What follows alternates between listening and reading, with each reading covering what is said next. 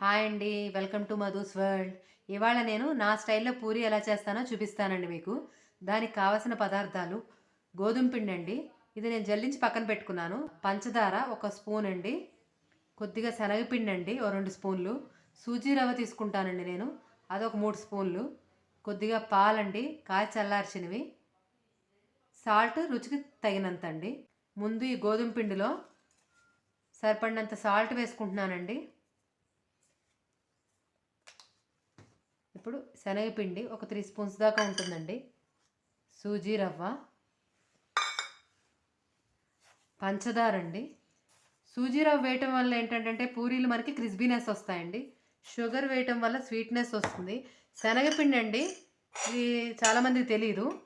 శనగపిండి వేయటం వల్ల పూరీలు మనకి మంచి కలర్ వస్తాయండి. ఇవన్నీ వేసి కలుపుకోవాలండి.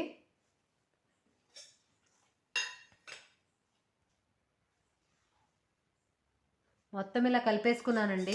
ఇప్పుడు దీంట్లోకి ఒక 2 స్పూన్స్ ఆయిల్ వేసుకుంటున్నాను. ఆయిల్ వేసుకుని కలుపుకుంటున్నాను.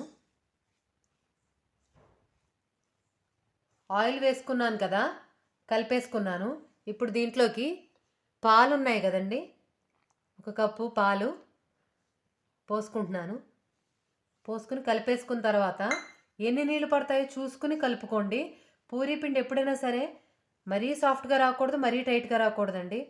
సాఫ్ట్గా వచ్చేస్తే నూనె పీల్చేస్తాయి, టైట్గా వచ్చినా నూనె పీల్చేస్తాయి. సరి సమానంగా వస్తే కరెక్ట్గా వస్తాయి పూరీలు పొంగుతూ. ఇప్పుడు వాటర్ వేసి కలుపుకుని మీకు మొత్తం కలుపుకున్నాక చూపిస్తాను ఎలా కలుపుకున్నానో. పిండి నానబెట్టేసుకున్నానండి. పైన ఆయిల్ 1 స్పూన్ వేసేసుకుని మూత పెట్టేసి ఒక 15 నిమిషాల తర్వాత పూరీలు చేసుకుంటాను. పావుగంట అయిపోయిందండి, పిండి నానింది. స్టవ్ ఆన్ చేసుకుని కడాయి పెట్టేసుకున్నానండి. కడాయి వేడెక్కిందండి. ఆయిల్ పోసుకుంటున్నాను పూరీలు వేయించుకోవడానికి. ఆయిల్ బాగా వేడెక్కిందండి. ఇలా ఒత్తేసుకున్నాను. ఈ మందం ఉండాలి మనకి పూరీ వేసుకోవాలంటే.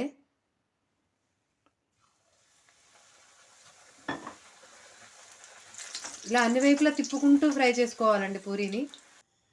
పూరీకి ఇలా ఒత్తుకోవాలండి, ఈ మందం ఉండాలి.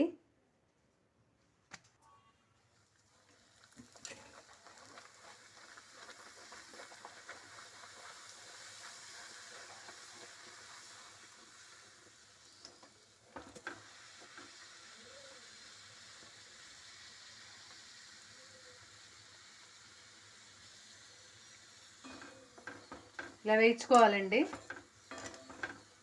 ఎంత బాగా వచ్చింది చూసారా. వేడివేడిగా పూరీలు రెడీ అయిపోయాయండి.